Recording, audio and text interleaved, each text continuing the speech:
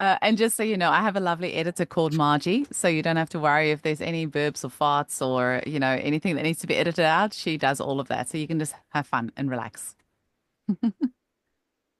Oh, good. We can discuss that though. There's anything need editing in Yeah, case I step on anybody's toes or anything, that's because totally there's a lot fine. of history.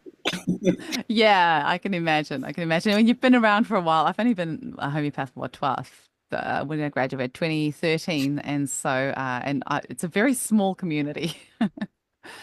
So yeah, it's easy to Yeah, I step on know, toes I know. with very interesting personalities. So it's easy to step on toes. I'm glad you said that, because it's like there's a lot of egos in homeopathy, Oh, there's a lot. Yeah, which, I one day I said I'm going to write a book about all the people I've interviewed on the podcast, and it's going to be called "When the Record Button Stops" or something like that. And that's the conversations we have when we're not recording, because there's been some interesting ones. There's been some interesting surprises. Anyway, yeah, you imagine that you're going to be with a group of like-minded people who are all on the same script and they're very kind and they're in the healing business, but not there's always some the case. very strong ideas, which is why I love people like Hillary. That is just, I think she has got the Well, perfect combination of yeah, open-mindedness. I love that woman. Anyway, let's start recording. yeah. Hello, homies, and welcome to Homeopathy Hangout. Today we get to hang out with Gordon Sambridge. Welcome to the show, Gordon. Hi there, Eugenie. It's lovely to be here. So nice So, to be part of the podcast. well, I had to get you on because I interviewed a few people and they kept on talking about the Central College of Homeopathy. And I'm like, what are you talking? Where is it? When did it start? And then somebody said, oh, just ask Hillary. She lectures there. So I sent her a private message. I'm like, apparently you've got a buddy that started a homeopathy school. She's like, yep, here's his details. And here we are chatting. So tell me about your story, Gordon. How did you first get introduced to homeopathy?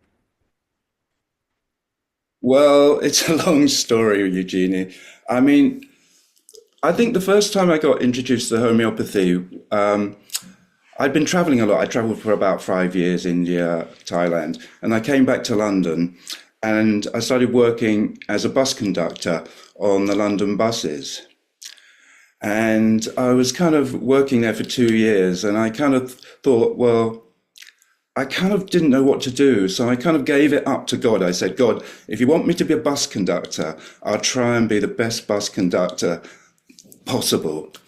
And it was almost kind of instant that as soon as I kind of gave it up, I just came into my mind, well, I could do something else. And I'd previously studied homeopathy. No, I'd studied botany. I got a degree in botany. And then I studied with this lovely herbalist called Chris Headley. And he was a fantastic man. He looked more like Gandalf than Gandalf. And he showed me that you could actually make a living out of being a practitioner. So I immediately thought, okay, let's go and find out. And I didn't know anything about homeopathy, and I applied, and I went to the College of Homeopathy, and I started there. And there were 30 of us in the classroom, and sitting next to me was Ian Watson. I don't know if you know Ian He's Watson. been on the podcast a So couple of times. Yeah. me and Ian just have been buddies for, well, since 1985. We're really close friends. And we started studying homeopathy together. And from that point, it was the first kind of alternative college, I think, ever, started by Robert Davidson and Barbara Harwood. And we just started on a full-time course. And I think at the same time, Hilary was studying on a part-time course. And I just started getting into homeopathy then. And we finished the course, and now it's 37 years since qualifying. So I've been practicing for all that time. And I absolutely love it. It's such a passion for me. I've always been practicing, and I absolutely adored it. And I practiced for about 5 years, and then I decided to have a break, and I went to America. And I was traveling around America, and in 1987, I think, Robin Murphy came to teach in London, and myself and Ian were sitting listening to Robin Murphy. And Robin was so inspiring. He was absolutely incredible teacher, as you might know. And he did a lecture on methodologies. And Robin did this lecture on methodologies. And it was from that lecture that Ian got the idea to write his book. I don't know if you know Ian's book, Yeah, Guide to it Methodologies. was a textbook for I think everyone who's ever studied homeopathy since then. Yeah, and that textbook, and I think Eric von Wiesel's book of evidence-based cases are two of the best teaching tools, I think, for people studying homeopathy. They're brilliant books. And so when I was traveling around America, I went to go and see Robin. This was about 1983, and I went to see him. He was living in Colorado in this kind of, you know, way out place. And I went to see him, and I spoke to him, and he let me stay with him and everything. And he had the impression that people didn't like him in the UK because some of the classical homeopaths weren't exactly approving of Robin. And I had to convince him that everyone loved him. And I tried to talk him to come back to England to teach. And one of the funny things while I was staying with him, he said, "Hey, Gordon, I've got something in my garage." And I said, "What have you got in your garage, Robin?" And he said, "Oh, you've got to see this." And he had this huge stack of green books, and it was his first repertory. And he was just about to release it, you know. And he said, "Have a look at it, Gordon. Do you think it will work?" I And so we got Robin over.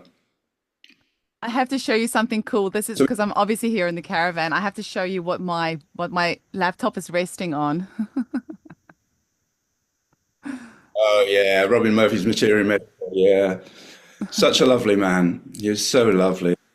Lovely to stay with him. And then he came to England, and then Ian set up a conference for him. Mm. And from that point, he became a regular in the UK. Yeah. And when I came back from America, I hooked up with some people who are in a new college, the College of Practical Homeopathy. And they asked me to teach there. In a year, I became vice principal of the Practical College.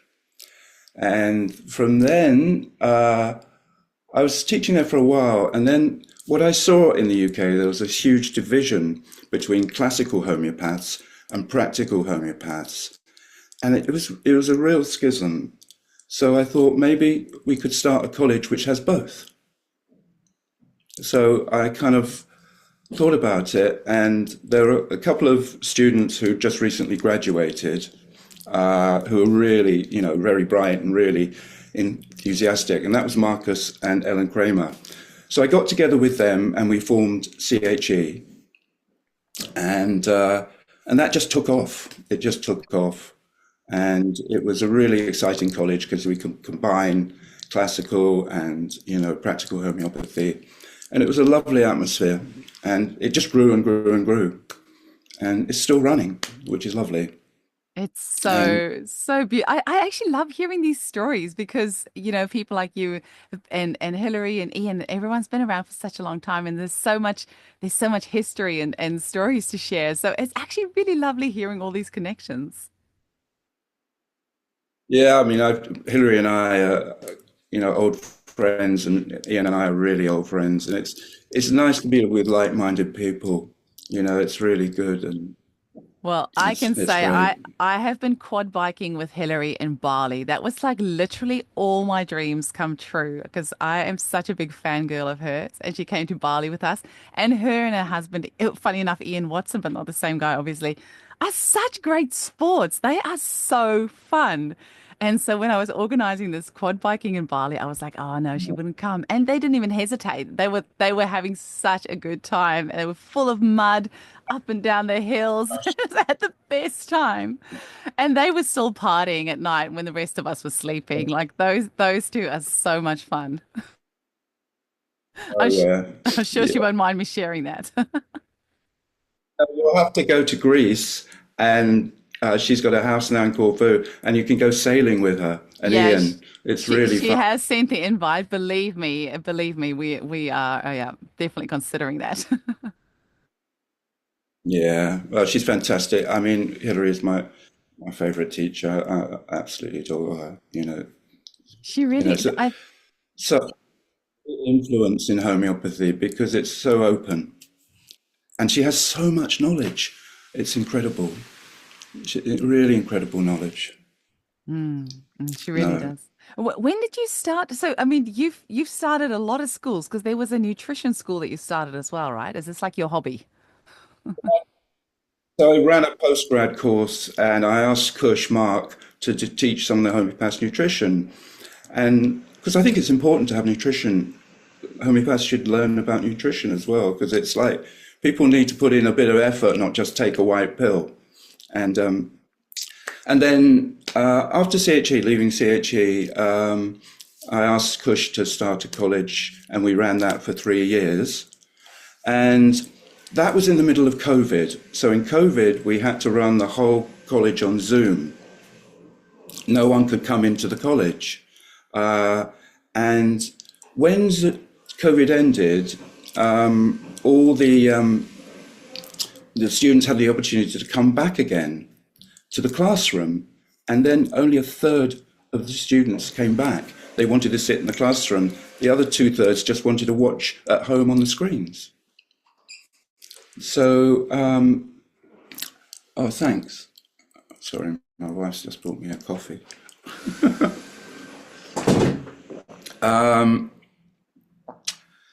So I realized that people wanted to learn online. They really wanted to learn online.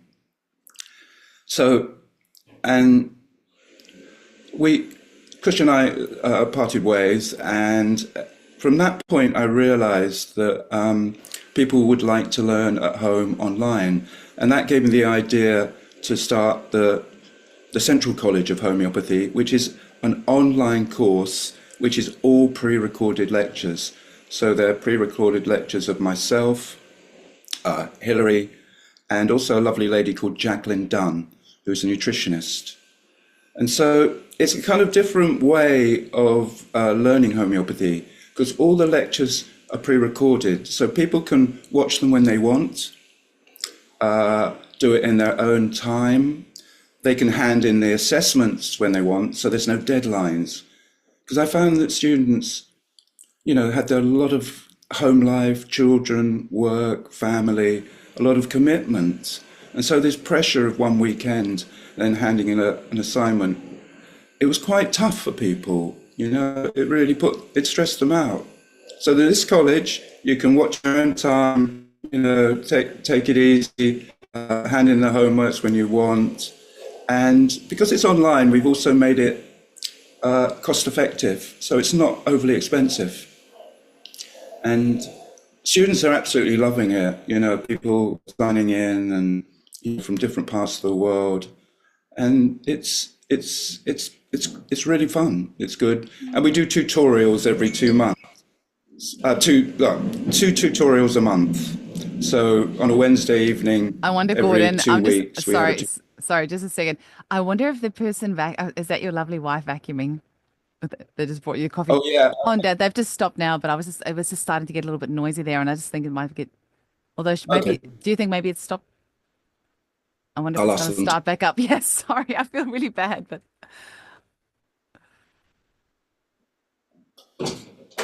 Um, so, could you not hook up for a minute?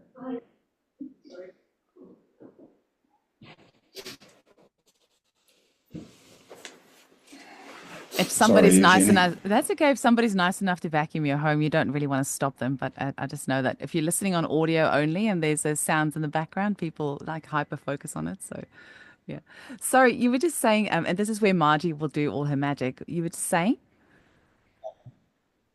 Yeah, yeah, we have two tutorials a month, Mhm. which we run online, and then we run the clinic via Zoom.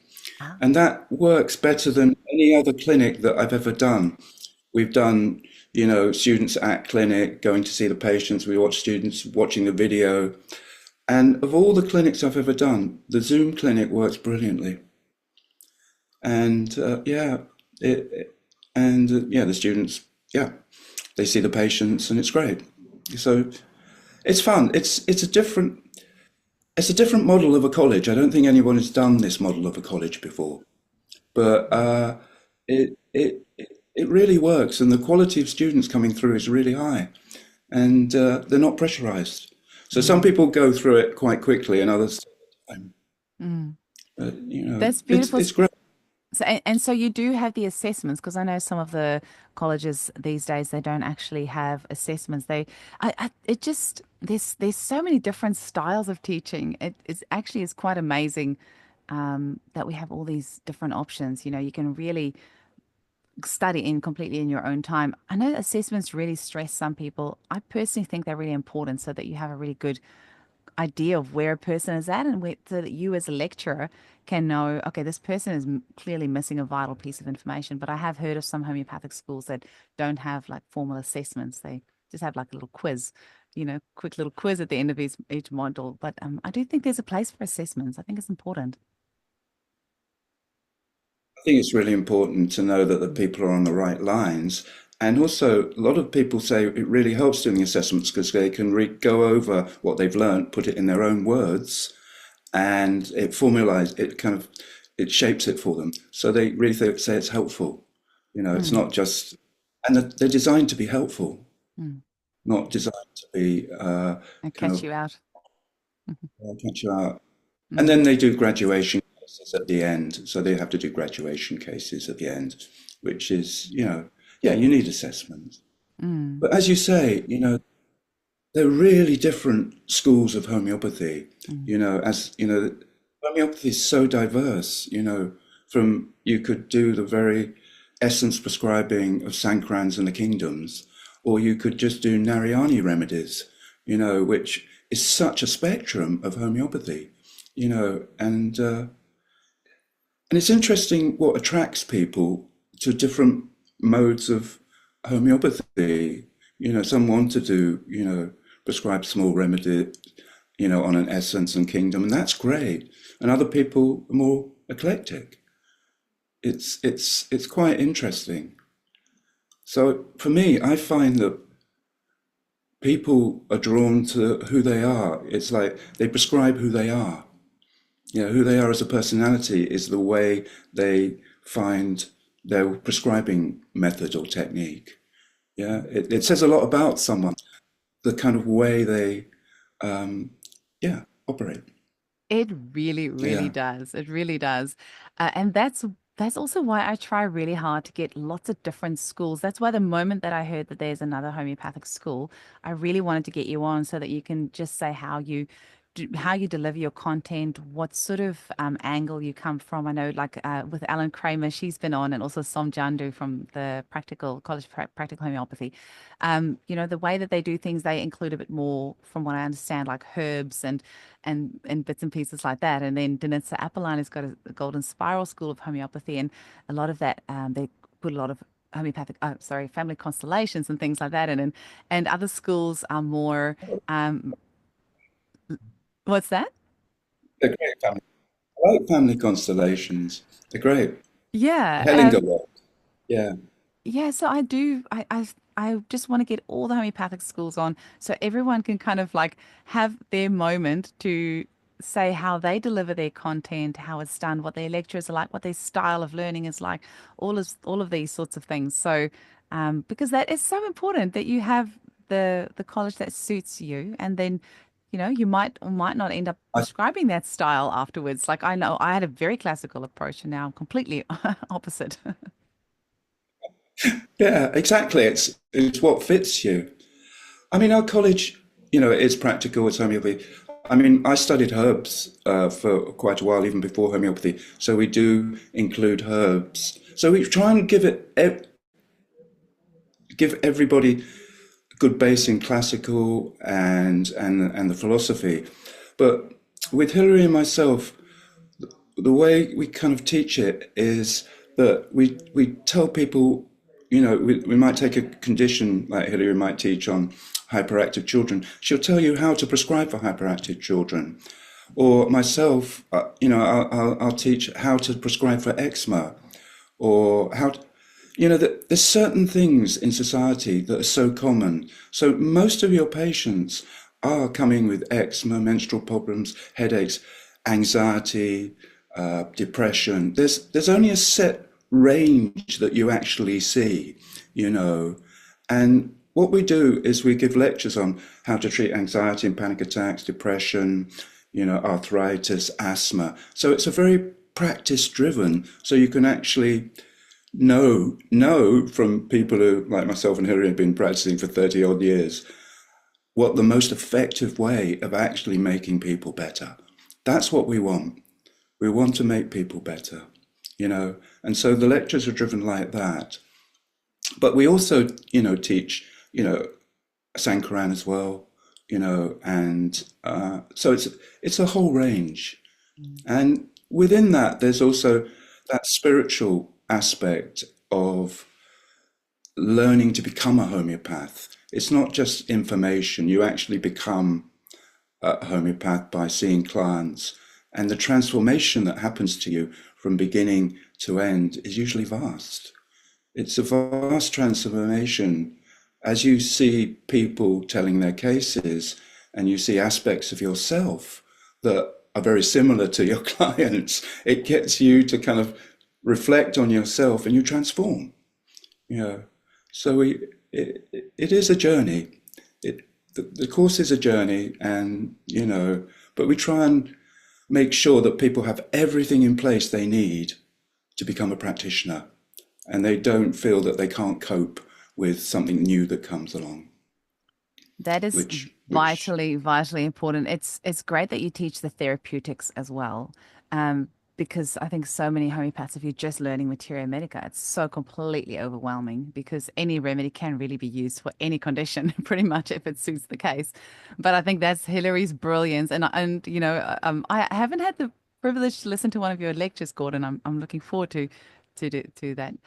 But Hillary's brilliance is that she gets you confident in using homeopathy in your practice straight away. And I will always credit her for her bowel nosose lecture and her endocrine sarcodes lecture are the two lectures that my entire practice is based on. And I have 6 homeopaths on my team, and I closed my books 4 years ago because my practice is so busy.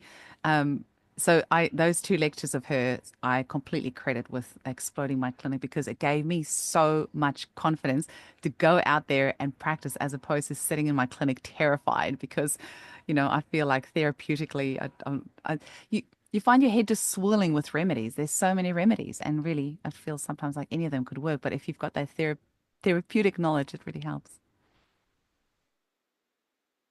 absolutely, and Hillary's got those lectures on our course, and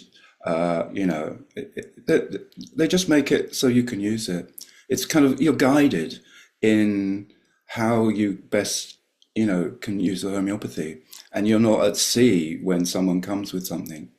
But yeah, no, those are great lectures, and and those remedies, those bowel nosodes and sarcodes, are so vital in shifting someone's health. Mm. Like you give thyroidinum, it can shift someone out of low energy, start their periods. It really, really, is effective. So hopefully, the students leave confident that they can do it. Mm. So we kind of focus on the conditions that you most probably will see in Mm. practice Mm. and show you how to do it. And each lecture is pre-recorded, and then you've got a whole PowerPoint to go along with it to refer back to. Mm. What do Yeah. you do sort of for the like student support side of things or like creating community or because I think that sort of thing is a little bit tricky sometimes to do if you don't have a cohort like traveling together. Well, that's true. But what's happened is we all meet on the tutorials every 2 weeks, and then they've got an amazing WhatsApp group which is just buzzing. So they're always bouncing information of the WhatsApp, and there's a Facebook group. And then tomorrow, I'm going to a seminar which is called Plant the Seed, and it's in London, and it's organised by one of my ex-students who was at the college with me in Cush, and so our students can come to that. So they're coming tomorrow to plant the seed, which is a whole day, and Jacqueline speaking. So yeah, so it really feels community, and I really, it's important for me that people enjoy the learning. If they're Mm. not enjoying it, then it's not. I don't want to do it anymore. And when we did the degree at CHE, it was so assessment based. I could see the enthusiasm, joy running out of them. So enjoyment is really important. You know, for the for learning. So that's that. Yeah, that's the community thing. Yeah, Mm. so Oh, we try that's and do that. beautiful. So you do obviously it's available to people worldwide, but if you're in person in the UK, it's going to be easier to attend if you have any in-person get-togethers. We got a few Aussies doing it, Oh, do you? and yeah. We got a few Aussies doing it, and they're brilliant. They wake up in the morning or stay late up at night. They're amazing. They're really good. One in Brisbane, and I think there's a So lots few of Aussies doing it. cocculus for them, and probably cocculus and some pineal gland, Yeah. Pineal glands, melatonin, populus, all is that. or some good strong Got, coffee, not the homeopathic version. yeah, exactly. Oh, The coffee taboo of homeopathy. It's always a contentious area. oh, Yeah, it really is. Oh, don't get me started on that. Actually, we should probably have a podcast one day on all the on all the taboos in homeopathy. And once again, I think that's the thing that I love most about Hillary is that she kind of gave me permission to be a little bit more flexible with my prescribing, a bit more open-minded. She's yeah, great like that. You talk that's good. about actually. Oh, let me just see here. This is the part that Margie will edit out because I just want to check, is there anything else about the course that you want us to have a chat about? Because it would be quite fun to have had Um, a bit about your journey as a homeopath as well, and some if you've got any interesting cases that you want to have a talk about or anything else that you want to make sure that we get across. um, I'm not a great big seller of myself. I'm not really good at selling myself. And just talking, I've got, I kind of get overwhelmed when you say cases because I've Yeah, got so many different cases that it's like, where do I go? Maybe some of the I teaching feel cases. exactly the same. Yeah. They all kind of like, You know, unless there's some that, like, if somebody gives you a topic, hey, it's easier to say, oh, yeah, I've had a case like that. But if somebody just says, talk to me about a case, I'm like, I feel the same. you want to give the most impressive case. There's this whole ego thing with the gurus. Oh yeah, it's that, and I cured that, and you want to give it. You know, I just thought, it's like some kid's eczema got better. That's great. That's enough. Some kid doesn't have to scratch itself every night. I'm happy with that. You know, that's that's what I love. You Mm, know, or somebody's got regular periods, or their headaches stop. You know, mm, of course I've got people off immunosuppressants and mm. treated all that. It's just so sorry, I haven't really answered your question, Eugenie. That's Um, that's completely fine. When did you say, actually I'll just hop back into it, Margie. When did you say you started the Central College of Homeopathy? Has it only been the last year or so? it's been running for a year and a half. About a year and a half. It's running for a year and a half. That's I amazing. wanted it to provide a different type of training. Mm, I wanted it so that people could just do it in their own time and they don't have to come to a location mm, and they don't feel pressure. mm, So I don't think anyone's done it before, but I think the reason I could do it is because I had so many lectures backed up. And when we did COVID, we had some of Hillary's lectures as well. And so, yeah, it's different. And it did take me quite a long time to pre-record and rewrite the lectures and everything. But I don't think it's new. It's new. it's So beautiful. yeah, it's we've got loads of students. People are coming in and yeah, enjoying it. Amazing. I do know of one other school that does their curriculum the same way in that it's completely self-paced, but it's not lecture-based. It's actually just reading, like reading loads and loads of content. So I had a few of my clients who did the course, but 95% of them ended up dropping out because there was like very few lectures.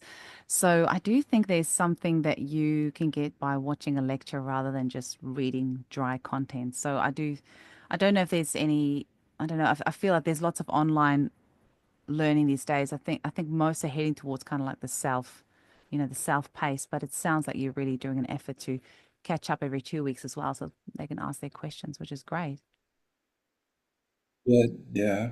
And the lectures are really good because the nice thing is, if you're in a classroom, you hear the lecture once, Mm. okay, and then you write notes maybe. But this thing, they say, oh, we listened to that one again, we listened to that one again, we caught up with everything, It was, yeah, it gives them opportunity to repeat things. So, they can watch it as many times as they want, especially with things like if they're learning Layer's method, they might go over it again because they don't quite get it because it's such a jump from the totality method. Mm. Or if there's a lecture like Hillary's on Sarcodes, they can go over and Mm. over it again. Or, you know, yeah, that's the nice thing Amazing. about it. Amazing. It's good that you've got the I hope, Facebook group as well so that people can interact with each other. Um, Gordon, what's the best yeah. place for people to sign up? I think here we go, homeopathycollege.co.uk. I've got that here. Is that the best link? Yeah, that's the best place to sign up. Yeah, and send it an email. And the nice thing is, you can just buy a bit of the course. You don't have to Oh, buy the whole course. You just buy a stage, and when you complete a stage, you go on to the next stage. You can buy the whole part one or part two in one, and then you get a reduction. But you can just buy stage one, and then once you've done that, you just buy stage mm, two, and they're not expensive. They're really not. amazing. So yeah, people can join and sign up. It's great. Do you do any And tasters? yeah, Like, hopefully, sorry, the connection is dropping. So there's a sample. I thought that you finished talking and then it's like still going. Sorry about that. There's a sample lecture on the website. Okay, great. Yeah, and then there's a beginner's course. There's a samples lecture, and then there's a beginner's course with the philosophy, remedy kit, and 5 big remedies. So yeah, so you can watch the sample lectures for free, or you can, do the beginner's course, but the cost isn't, it's only English pounds for just buying one stage is 200, well, just under £300. So we keep it reasonable cost, Wow. which is good. Mm. I have. Yeah, I mean, hey, that's all I love teaching people homeopathy, and I think that's the best way to spread it. It's really good, Mm, If mm, one person tells another person. mm. Whenever I have somebody like you on the podcast that have been doing homeopathy for decades, I am always just intrigued by like how you have developed as a homeopath. Like how have you changed now from when you first started almost 40 years ago? Um, I think I'm just better with people, I'm more relaxed. I kind of know what questions to ask. And also, I've seen patterns of how people get sick, and I've seen patterns of remedies that work. You know that will work because someone previously remedies work for. So you see patterns of that will work for so and so, this will work for the next person. Yeah. So you kind of learn what works, and you see certain remedies for certain things, and sometimes the materia medica, the way it's taught, you know, often it's taught by the book, and life has changed so much, and people's vital forces ain't what they used to be, you know,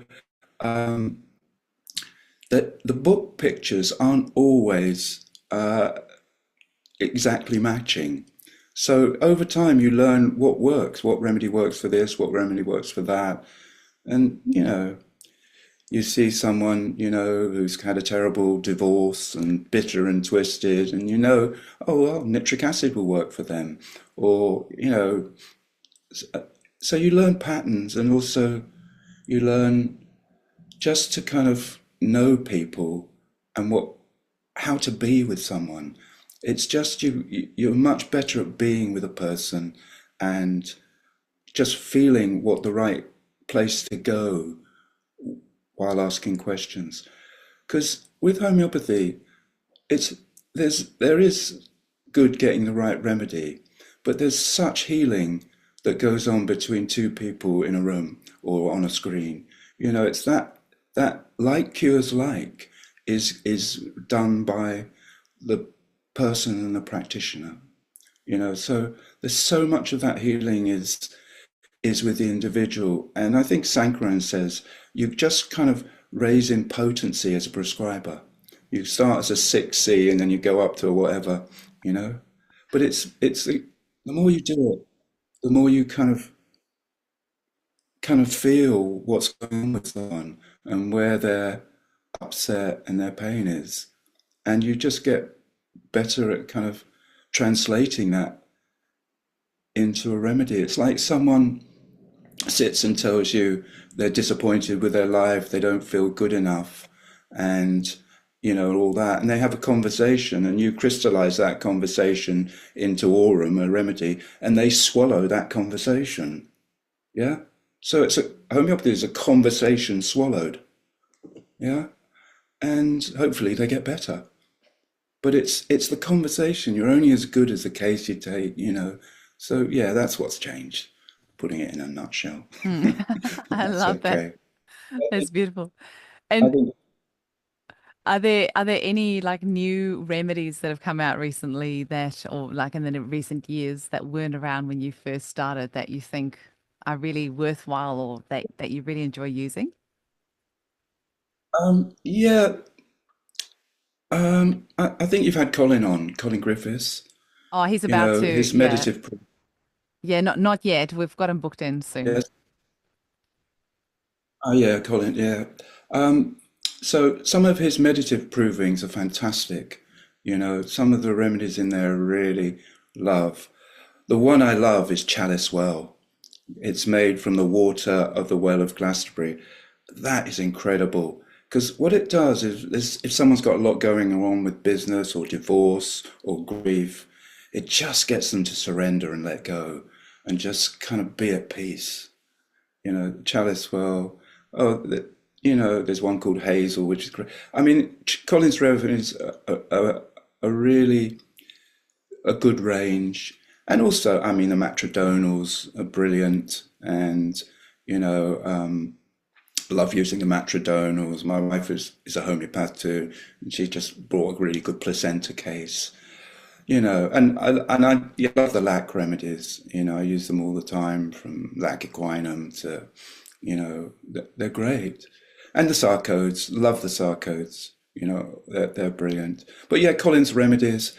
I kind of get a little bit lost. Have you had Jonathan Stalick on? I have, yes.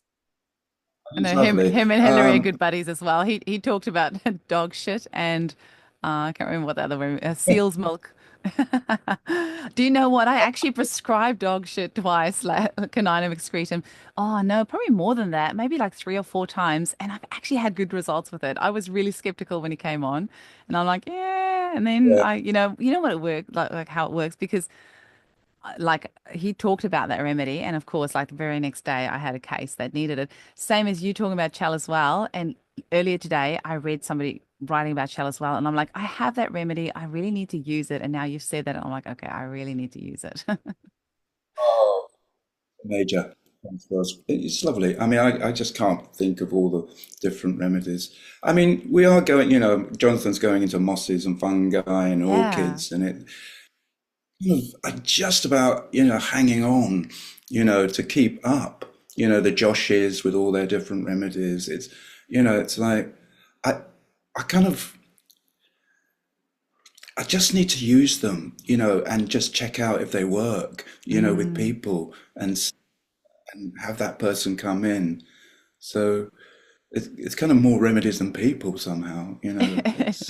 It's Jonathan actually in the homeopathy friends, the the professional Facebook group, a few months ago, because he's always got these fascinating cases where he prescribes like the most wackiest remedies, and you're like, how are you getting these great results with these wacky remedies? And then he actually like said in this post, it's like he is just attracting these people. I'm like, yeah, of course, because I I feel like I attract a lot of cases that need endocrine sarcos and probably bowel nosos, and that's why I love prescribing them. But we do attract those cases. If we're somebody that is interested in prescribing wild and wacky remedies, we're going to attract the clients that need those remedies. And that's what I've kind of made peace with myself because I have FOMO all the time where I'm like, I want to prescribe a weird remedy like that. I would, and then I'm like, why am I not getting it? And I'm like, no, I'm clearly not attracting these cases, but they're all going to Jonathan and he's having a ball of a time by the sounds of it. well, I've got JOMO, fear of missing out. Joy of missing. You Oh, I've know, heard of that one. I like that. I like that. That's what I've had to sit in because I am definitely slightly ADHD. And I think if I was to actually like just prescribe everything that's out there, that's all I'll be doing. So every now and again, I have to take a deep breath. And doing the podcast doesn't help yeah. because I get exposed to so many new ways of prescribing, new remedies, new books, new everything. And I have to like really, no, just stick with this for now. Yeah, yeah. I mean, yeah, keep it ordinary. Keep it ordinary, and you help people. You know, just keep it ordinary. It doesn't have to be flash or inspiring. You know, as I said, you know, just curing someone's eczema or headaches. I'm just happy with that. You know, Mm. whatever. But the first person who taught both me and Hilary was a man called Robert Davidson. Oh, I've I heard don't know his if you've name heard mentioned. of Robert Davidson. I would have loved to have met him. I just have heard so many amazing things about him. You're so lucky to have been taught by him. So the first weekend or first week we actually did full time, that he said to us, you attract, you know, the patients that suit you, you know, Yeah. you know, you attract the patients that are right for you, you know. And I think that's such a growth thing, you know, Mm, because the patients are there to heal you, you mm, know, they come to heal you because they're your mirror, you mm, know, and it's the same with remedies. You attract, you know, the things to heal you, mm, you know, so it, and that's the growth aspect. It's your clients heal you, you know, they're a mirror, mm. and and sometimes you get ones that need wacky remedies, and sometimes you need ones that need ordinary remedies, but they're all there. They're all amazing. Oh, Gordon, thank you so much for your time. It was lovely to chat with you, and it's just so nice to know that there's another option out there for people to study homeopathy that can do it in their own time, and you've got learning from people with decades of experience that have been there in the trenches, been there and done that. So it's lovely to have you on. Well, thank you for inviting me, and yeah, we haven't. Yeah, that would be. Thank you for helping me promote this lovely college It's as such a well. pleasure. Such a It, pleasure. All the best. and yeah, yeah, no, no, that's it. All the it's so this connection is really, really annoying. But all the best, and we'll be in touch soon. Okay, take care, Eugenie. Bye. Bye. And I've got all your links. Oops, there we go. Put in the